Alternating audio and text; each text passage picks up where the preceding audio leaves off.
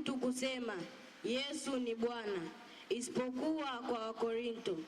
Hawezi mtu kusema Yesu ni Bwana isipokuwa katika Roho Mtakatifu. Basi pana tofauti za karama. Basi Roho ni yeye yule, tena pana tofauti za huduma. Na Bwana ni yeye yule, kisha pana tofauti za kutenda kazi.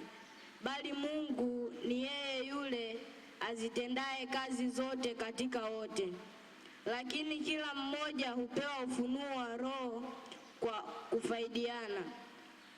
Maana kama vile mwili ni mmoja, nao una viungo vingi, na viungo vyote vya mwili ule navyo ni vingi, ni mwili mmoja.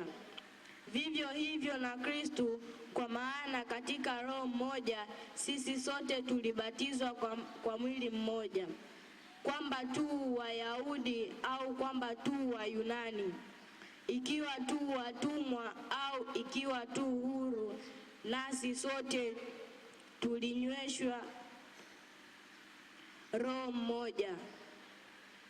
Neno la Bwana.